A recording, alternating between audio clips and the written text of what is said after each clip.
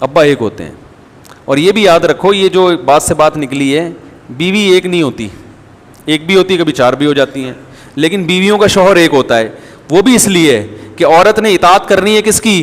شوہر کی. اگر دو ہوں گے تو اس کو نہیں پتا چلے گا کس کی اطاعت کرنی ہے. تو حاکم ہمیشہ ایک, جس کو فالو کیا جاتا ہے وہ دنیا میں ہمیشہ ایک ہوتا ہے. اور مرد بیوی کو فالو, اسلام میں بیوی کو فالو نہیں کرتا. اگر اسلام میں حکم ہوتا ہے بیوی کو فالو کرنا ہے تو بیوی ایک سے زیادہ رکھنے کی آپ کو اجازت نہ ہوتی.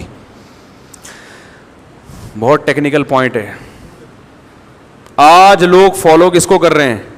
ابا کو نہیں کر رہے, اماں کو نہیں کر رہے, کس کو کر رہے ہیں؟ اماں بھی ایک ہوتی ہے.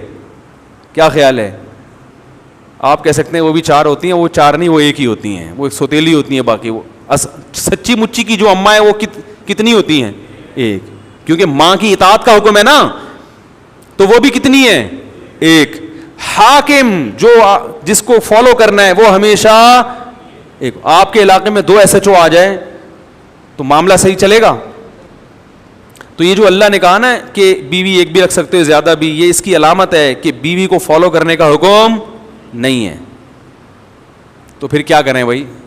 محبت کرنے کا حکم ہے. محبت الگ چیز ہے, فالو کرنا الگ چیز ہے, اور اس کے حقوق کا خیال کرنا الگ چیز ہے. حقوق کا خیال کرنے کا حکم ہے, محبت کا حکم ہے, اس کی فرمائشیں ضرور پوری کریں, لیکن اس کی اطاعت کے اہم معاملات میں بیگم کا فیصلہ آخری فیصلہ ہوگا, اس کا شریعت نے معذرت کے ساتھ ہمیں حکم نہیں دیا, بلکہ اہم معاملات میں آپ کا فیصلہ حرف آخر ہوگا. آج گھروں میں طلاقوں کا جو ریشو بڑھا ہوا ہے, اس کی بہت بڑی وجہ یہ ہے کہ گھر میں پتہ ہی نہیں ہوتا کہ اس گھر کا سربراہ کمبخت ہے کون.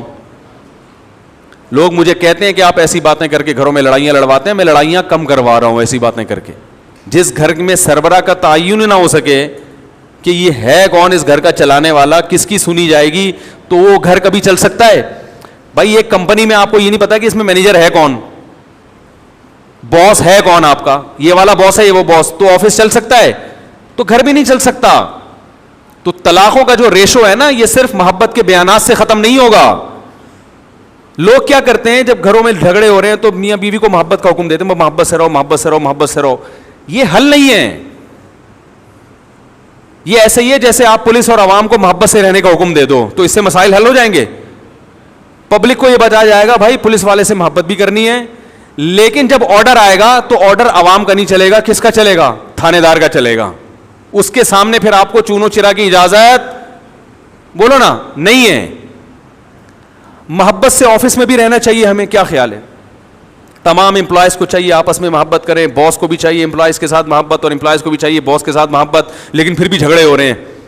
تو آپ وہاں جا کے محبت پہ بیان کرو گے, یہ کافی نہیں ہے. آپ بولو گے بھائی کہ یہ باس ہے, جب اس نے آرڈر دیا ہے تو آپ کو اس آرڈر پہ اعتراض کیوں ہے؟ تو یہاں جھگڑا ایسے ختم ہوگا.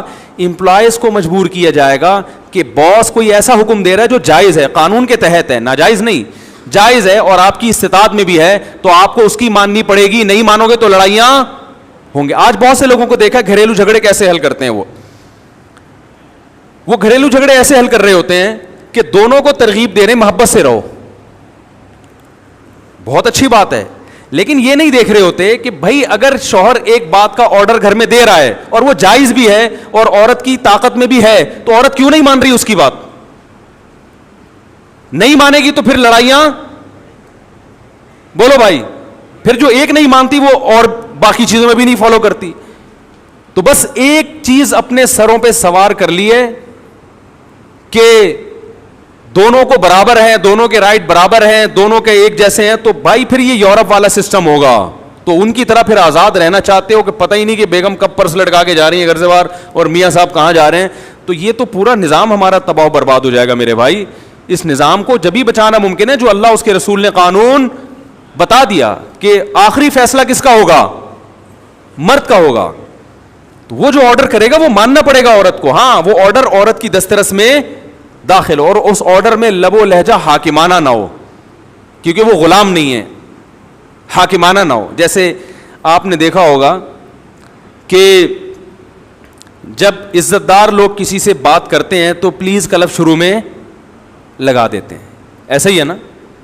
یا اردو میں براہ مہربانی کا لفظ لگا دیتے ہیں, یا کچھ اور کچھ شائستہ کلام کرتے ہیں, تو یہ اس کی علامت ہوتی ہے کہ کلام کرنے والا بھی تمیزدار ہے, اور جس سے کلام کیا جا رہا ہے آپ اس کو بھی عزت دے رہے ہیں. تو یہ ضرور ہے کہ ایسا لب و لہجہ جس سے حاکمیت جھلک رہی ہو, یہ جھلک رہا ہو کہ آپ اس کو غلام سمجھتے ہیں, یہ شریعت میں پسندیدہ نہیں ہے.